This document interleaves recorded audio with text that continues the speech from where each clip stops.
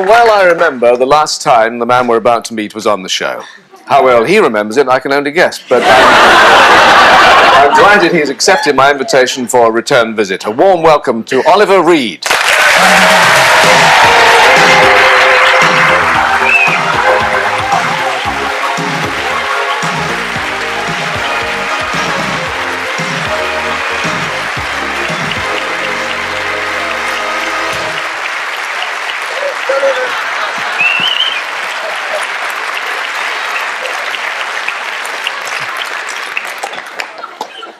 Oliver, do you remember last time?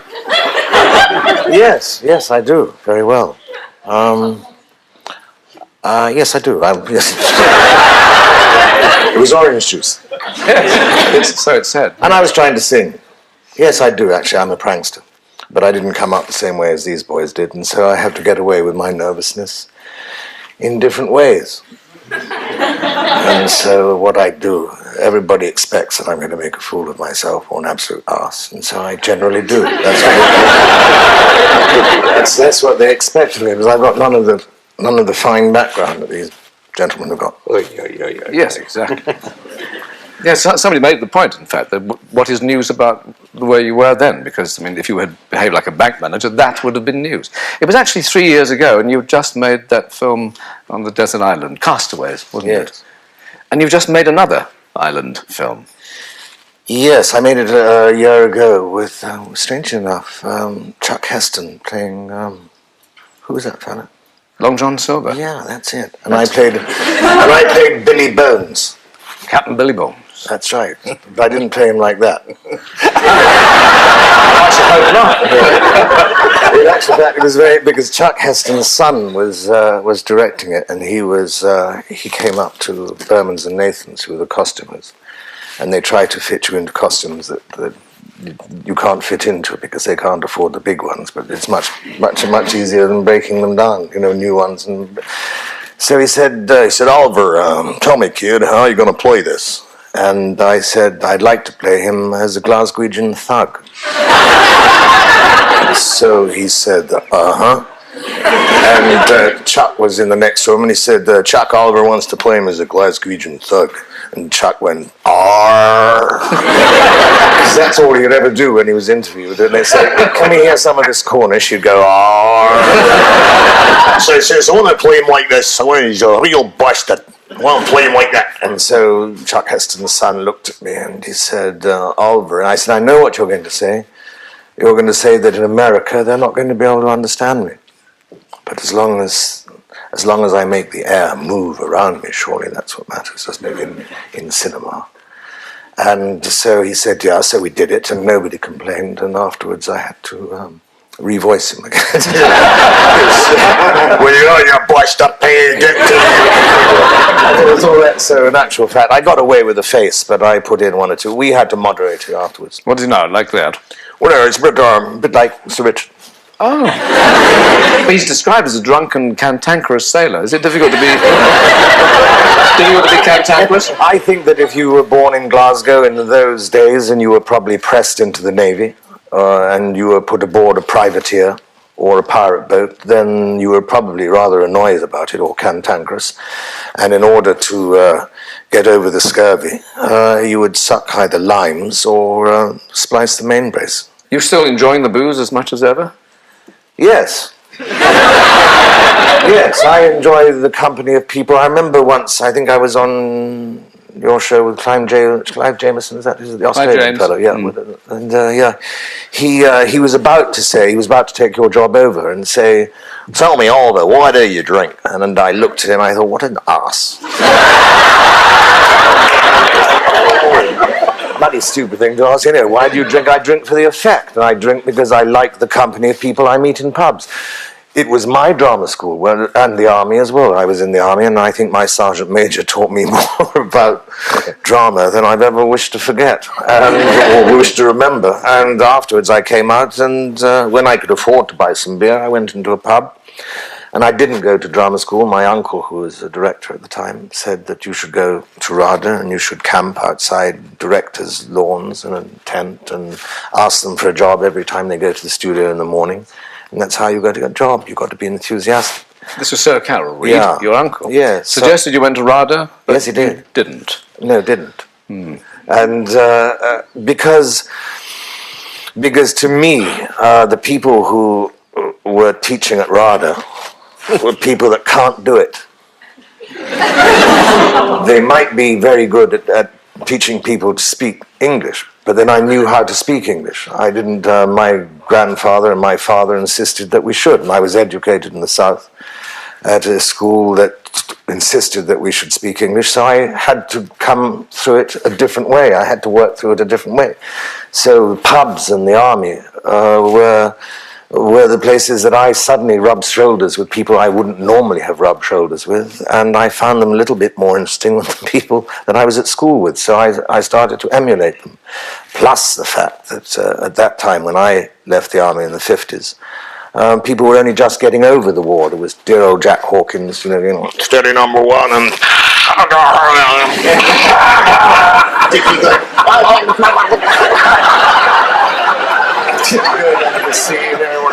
dead boy, and had brill cream on their hair, and lots of medals up. And then Osborne came about, and then Room at the Top, and The Angry Young Men, and I thought, God, blimey, that actually, I could like to grab some of that.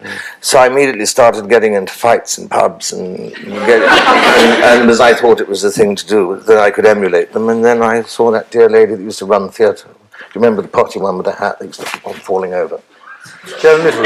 Yes, oh, that's right. And she was making a film about fighters or something. So I went up there and started pretending there was a ball there and bosh and she sent me back to the coffee bar where I was serving coffee. But I was emulating, well, that's all. But I didn't have to learn to speak English. The ironic thing is that your grandfather founded RADA, didn't he? He did, yes. Tree. Yeah. Beerbohm Tree. Yeah. Isn't that so? He must be turning in his grave.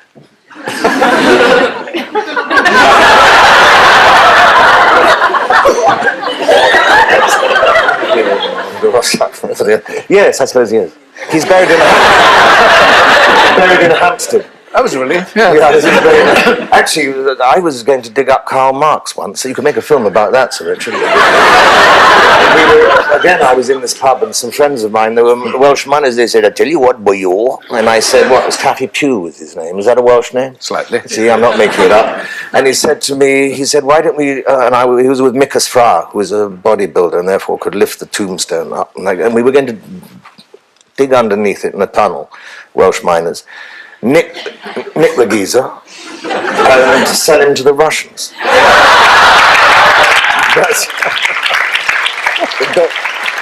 Then we thought that was too risky because the Russians had too many tanks. So then we thought we were going to dress ourselves up as painters and go and paint those lions outside Waterloo Station, by the bridge there. We were going to paint those and put up and make ourselves look efficient and official. But we didn't do that either. You never wanted to work in the theatre? There was a time when I would have liked to have worked in a budgerigard cage. And some people say I have. Certainly worked in the Nick. But when the opportunity arose, I wasn't good enough. I couldn't project my voice because one of the great heroes in my life was Jack Palance. And I think, wow, that's wonderful, because everybody was still saying, "Steady number one," and I thought that was wonderful. Or Jimmy Dean, or Marlon Brando, wonderful characters. Real mumblers. Yeah, so I started to mumble, and it was no good for theatre. So I've been offered a lot of theatre since, usually in musicals, having made Tommy. I can't sing or add up or spell, I can't do anything, so they've given up the idea of theatre. So they allow me to mumble. You like people in pubs. Do you like your fellow actors as a breed? No. No, I don't. I mean, I get on very well with them, and when we work, they're lovely. And I wouldn't be as effusive as Sir Richard and burst into tears every time I saw them. But yeah, they're great. And then I say goodbye, and I never actually say goodbye. I sometimes just walk out of the studio without saying a word, because you're going to meet again on another set somewhere. I don't go out of my way, certainly go out of my way to be rude to them, unless they got a different shape to me. But that was in the old days. No, I don't mix with actors. I mean, there are people that love that kind of thing, and there's people like me who prefer the company of artisans. I mean, Peter the Great didn't he? He was known as Peter the Carpenter when he came over here to learn to build his navy, the Russian Navy. And he was known as Peter the Carpenter. And when it came abroad that he was in London, people used to throw pips at him. I do love you too. But I didn't go to RADA. I don't have this background that they have. It's interesting how your looks determine your career. Yours, of course, is violence, isn't it, Oliver?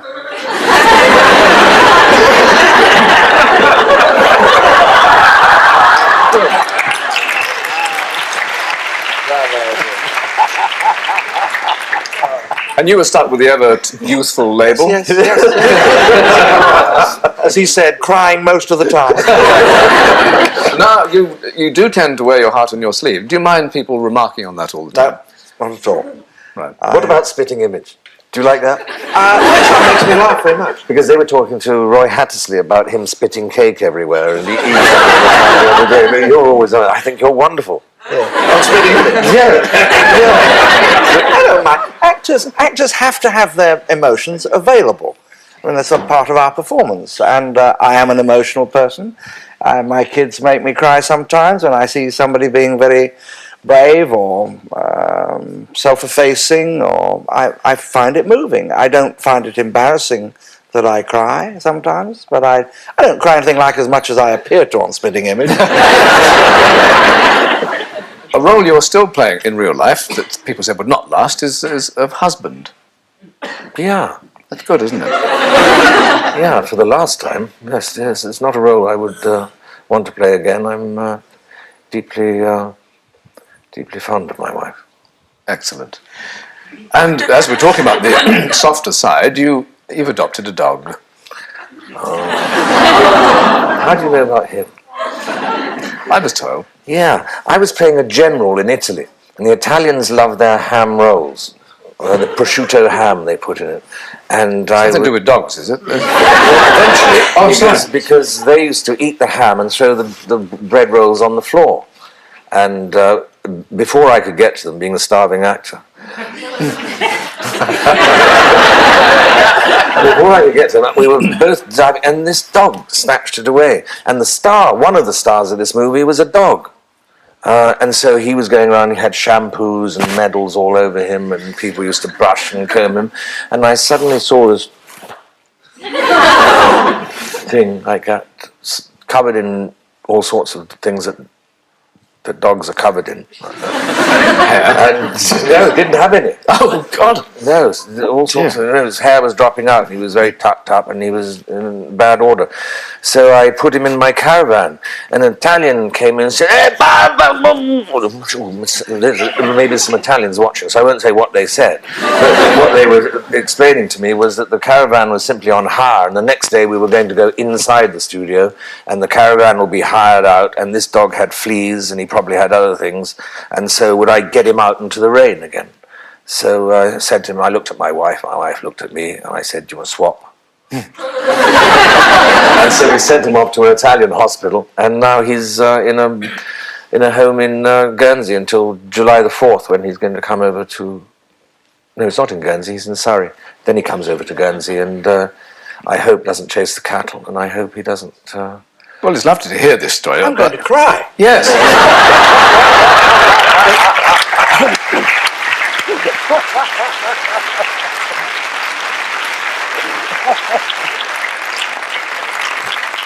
It's now time to go home, gents. Don't forget, I must remind our viewers, if you want to ring up, the inner London code changes to 071 after midnight. Told you that. Many thanks. Good to see you again, Oliver Reed. Sir Richard Attenborough and John Thaw. And thanks for your company. I'll be back next Saturday, but Sir Richard and I are off across London to a rather special party with somebody we'll be able to see later tonight. See you soon.